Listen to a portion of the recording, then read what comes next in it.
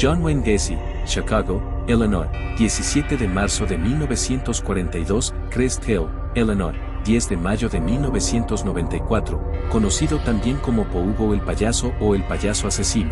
Fue un asesino en serie y agresor sexual estadounidense que violó y mató a por lo menos 33 hombres jóvenes, en su mayoría menores entre 1972 y 1978. De sus víctimas, 29 fueron enterradas en el semisótano de su propia casa, 3 en diferentes lugares de la casa, y otras 4 fueron lanzadas a un río cercano. Se le llamó el payaso asesino porque hacía servicios sociales en desfiles y fiestas para niños vestido de payaso, donde se hacía llamar Pogo el payaso, personaje que creó él mismo. Fue el único varón y el segundo de 3 hijos nacidos de John Stanley Gacy, 20 de junio de 1900 a 25 de diciembre de 1969, maquinista, y de Marian Ellen, 4 de mayo de 1908 a 14 de diciembre de 1989. Era de ascendencia polaca y danesa. En su infancia sufrió de obesidad. Estaba muy unido a sus 2 hermanas y a su madre, quien cariñosamente le llamaba Johnny, pero era castigado frecuentemente por su padre, un alcohólico que abusaba físicamente de la familia y que solía castigarlo pegándole con un cinturón de cuero. Además, abusaba físicamente de su madre, lo que le provocó a John un serio problema ya que, al entrar en la etapa de la adolescencia, tuvo problemas sexuales. Tanto en su infancia como en la adolescencia, se esforzaba por hacer que su padre se sintiera orgulloso de él, pero fueron pocas las veces que ganaba su aceptación. Su padre lo denigraba, llamándole a menudo, marica, estúpido, y, niño de mamá. A los 9 años de edad, un amigo de la familia abusó sexualmente de él. Cuando tenía 11, se golpeó la frente con un columpio y, como consecuencia, se le formó un coágulo de sangre en el cerebro que pasó desapercibido hasta la edad de 16 años, cuando comenzó a sufrir desmayos. Su padre pensó que esos episodios eran un intento de dar lástima y lo acusó de estar fingiendo. Se le recetaron medicamentos para disolver el coágulo. Asistió a 4 colegios diferentes, pero acabó abandonando cada uno de ellos y nunca se graduó. A la edad de 20 años, siguiendo el consejo de su padre, dejó su casa y se mudó a Las Vegas, Nevada, donde trabajó en una funeraria durante 3 meses antes de volver a Chicago, donde se inscribió y se graduó en la Northwestern Business College. Allí sintió la necesidad de compartir lecho con un cadáver de la funeraria, muerto en un accidente. Tras el acto, regresó al domicilio de sus padres. Obtuvo un puesto directivo mientras era aprendiz en la compañía de zapatos Nunn Bush poco después de su graduación. En 1964, se mudó a Springfield, Illinois, para trabajar como vendedor.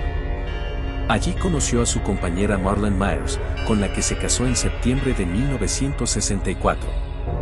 Después de terminar su periodo de aprendiz, ascendió a encargado del departamento.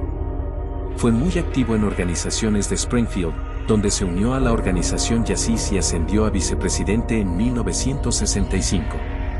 Según un estudio del profesor de sociología de la Universidad de Alabama Dennis L. Peck, John Wayne contrajo nupcias en 1964 y debido a sus problemas sexuales, muy rara vez conseguía una erección y en una ocasión que la consiguió, engendró a su hija.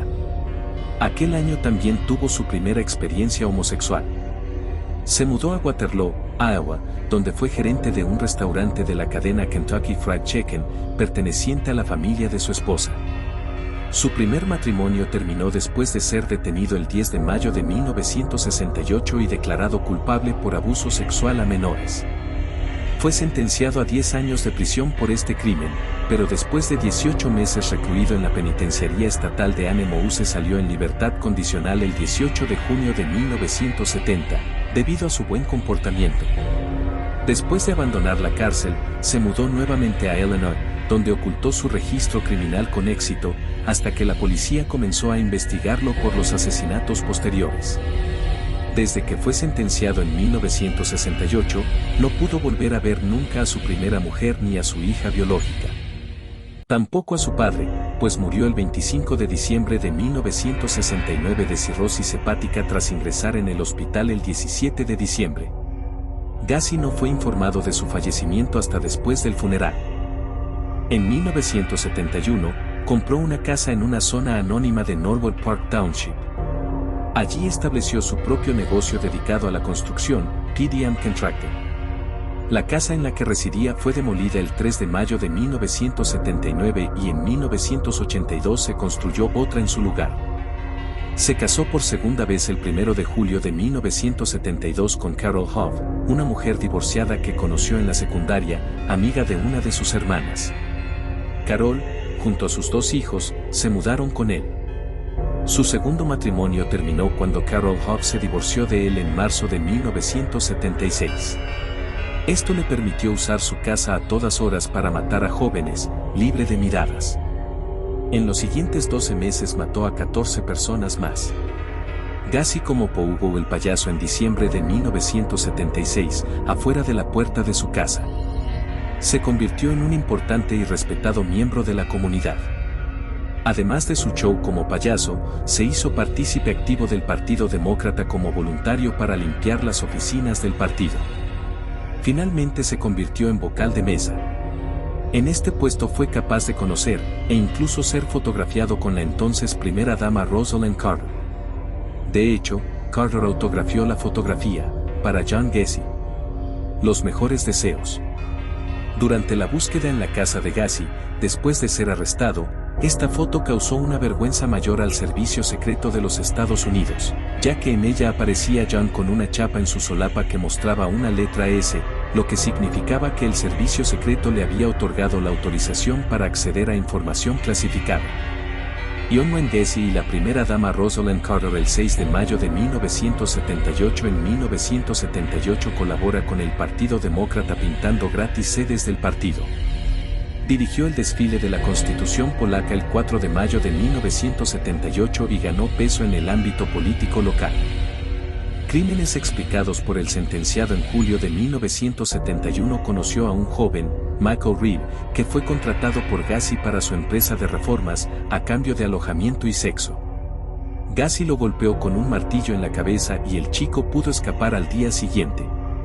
El 2 de enero de 1972 recogió a un chico de 15 años, Timothy McCall. Al día siguiente lo mató a puñaladas en su propio domicilio y lo enterró bajo su casa, siendo el primer asesinato confeso de Gacy. Esto causaba malos olores y atraía moscas a su domicilio. Hacia 1975, Carol Hoff ya sospechaba que las continuas ausencias nocturnas de su marido no eran por trabajo, sino para mantener relaciones sexuales con adolescentes en el sótano de su casa, aunque no imaginaba los crímenes que allí mismo se cometían. El 29 de julio de 1975, John Butkovich, de 16 años, fue violado y estrangulado, tras una pausa delictiva de más de 3 años. El posterior divorcio de Gacy, en marzo de 1976, le permitió tener más tiempo y más espacio para sus actividades delictivas, iniciando una dramática escalada de crímenes a un ritmo de 1 cada 3 o 4 semanas. En 1977, David Daniel, que por aquel entonces tenía 28 años, declaró que John Wayne Gacy le ofreció llevarlo a la estación de autobuses, pero Daniel rehusó. También dijo que Gacy era muy insistente, llegándole a pedir 7 veces e incluso ofreciéndole marihuana. De las 2 víctimas que fueron reportadas como supervivientes, Daniel fue el único vivo para relatar el procedimiento de John Wayne Gacy, el cual consistía en atarlos, torturarlos de diversas formas, sodomizarlos y por último estrangularlos. En junio de 1978 y tras asesinar a Timothy O'Rourke, de 20 años, tuvo que abandonar el cadáver en una zona fluvial del río Illinois, a unos 80 km al sur de Chicago, ya que no cabían más cadáveres enterrados en la casa. El cadáver apareció con ropa interior metida a presión en su garganta. El 12 de noviembre apareció un segundo cuerpo apenas a 5 kilómetros del anterior en el mismo río. El cadáver fue identificado como Frank Landingen, un traficante de poca monta y chapero que vivía en la calle. Presentaba, como el anterior, lencería encajada en la garganta de la víctima.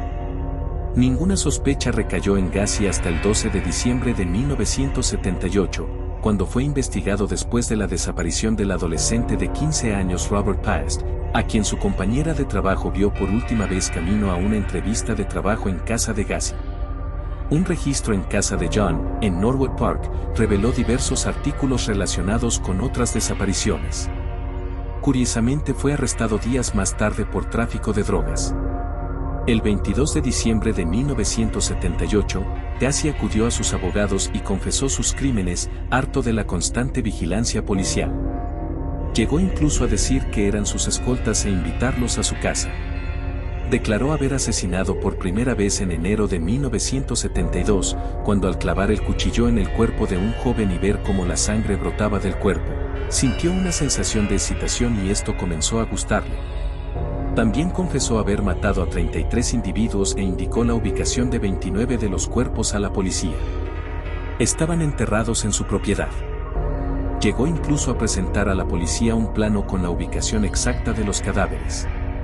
Para el día 29 de diciembre de 1978, tras 6 días de excavaciones, la policía ya había desenterrado a 27 cuerpos. Las otras 4 víctimas, dijo, las había arrojado al cercano río des Plaines. Al menos una de las víctimas fue recogida en la estación de autobuses. Los individuos más jóvenes tenían solo 14 años y el mayor 21. 7 de las víctimas nunca fueron identificadas. Los cuerpos fueron descubiertos desde diciembre de 1978 hasta abril de 1979, cuando la última víctima conocida, Robert Piest, fue hallada en el río Illinois. En 1998, mientras se realizaban reparaciones en el estacionamiento trasero de la casa de la madre de Gacy, las autoridades encontraron restos de al menos 4 personas más. 5. En 2010, se reabrió el caso. Desenterraron 8 de los cuerpos que a la fecha no habían podido ser identificados y gracias a los avances tecnológicos, se extrajo ADN de las víctimas y se pudo identificar a la víctima número 19 como William George Bundy. Más tarde en 2017, se logró identificar a otro joven, víctima número 24 James Barron Hawkinson. En 2021, se logró identificar a otra víctima de Gacy, Gwen Alexander. Al día de hoy quedan 5 víctimas de John Gacy sin identificar. Juicio y ejecución. El 6 de febrero de 1980 comenzó el juicio de Gacy en Chicago. Durante el juicio, se declaró inocente, alegando problemas de orden mental. Sin embargo, su testimonio fue rotundamente rechazado, ya que se le realizaron estudios, dando resultados negativos, es decir, que no tenía ni padecía de problemas mentales. Su abogado argumentó que John tenía lapsos de locura temporal en el momento de cada asesinato, pero antes y después, recobraba la normalidad para atraer y disponer de las víctimas. En un momento del juicio, la defensa de Gacy intentó afirmar que los 33 asesinatos fueron muertes accidentales como parte de una asfixia erótica, pero el forense del condado de Cook demostró con evidencia que estas afirmaciones eran imposibles. Además, Gacy ya había confesado a la policía y era incapaz de suprimir tal evidencia. John Wayne Gacy fue hallado culpable el 13 de marzo y fue sentenciado a varias cadenas perpetuas y varias penas de muerte. Fue ejecutado por inyección letal el 10 de mayo de 1994. 7 sus últimas palabras, que revelan su personalidad y su no arrepentimiento por sus crímenes, fueron: matarme no hará regresar a ninguna de las víctimas. El Estado me está asesinando. Nunca sabrán dónde están los otros. Bésenme el culo. Posibles explicaciones. Algunos señalan la pobre relación con su padre, alcohólico y abusador, un trauma en la cabeza y los consiguientes desmayos de su adolescencia como la base de sus actos. También se especula que la matanza de jóvenes era la expresión subconsciente del odio a sí mismo por su propia homosexualidad.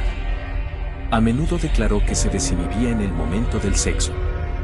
De todos modos, sus víctimas fueron mayoritariamente hombres heterosexuales y el atributo común entre ellos era la juventud. Después de su ejecución, el cerebro de Gacy fue extraído. Actualmente es propiedad de la doctora Helen Morrison, que entrevistó a John y a otros asesinos en serie en un intento por aislar los rasgos comunes en su personalidad. Los abogados de Gacy contrataron a un psiquiatra forense para que examinara el cerebro de Gacy después de morir. Los resultados revelaron que no había anormalidades. El especialista afirmó que John no encajaba en ningún perfil psicológico propio de los asesinos en serie y que probablemente la razón de su actuación no se sabrá jamás. Durante el juicio, la doctora Morrison apareció como testigo psiquiátrico y declaró que Gacy tenía la estructura emocional de un infante. Durante los 14 años que pasó en prisión, solía pintar con óleo. Su tema favorito eran los payasos. Dijo que usaba su personaje de payaso como alter ego. Sus pinturas incluyen imágenes de Blancanieves y el asesino en serie Jeffrey Dahmer. Muchas de sus pinturas se vendieron en una subasta después de su muerte. Una de sus obras más famosas es en la que aparece el cantante punk G.G. Allen, quien solía visitar a Gacy en prisión y con quien mantenía correspondencia hasta que falleció el 28 de junio de 1993. La pintura ahora es del bajista y hermano de Agin, Merle Allen. Una reproducción de la imagen en blanco y negro puede ser vista en la portada de la banda sonora del documental de G.G. Allen, Hattie, G.G. Allen and the Murder Junkies. Sus pinturas también han sido usadas como adorno del álbum de Hasselblad When the Cat String Pops. Gacy hizo pinturas para el artista, músico y actor Glenn Moore, con quien también mantuvo correspondencia por un tiempo. Un retrato de Mead Moore, pintado por Gacy, aparece en la portada de su disco Hot, Horny and Born Again. Otra de sus pinturas pertenece a Danny Filth, de la banda de metal Cradle of Filth. Lux Interior, cantante de la influyente banda garage / Rockabilly The Cramps, también mantuvo una relación epistolar con Gacy, llegando este a obsequiarle un retrato del músico bocho. El cineasta John Waters también posee un cuadro de Gacy que, según él, está colgado en la habitación de huéspedes de su casa, para que las visitas no se queden demasiado tiempo.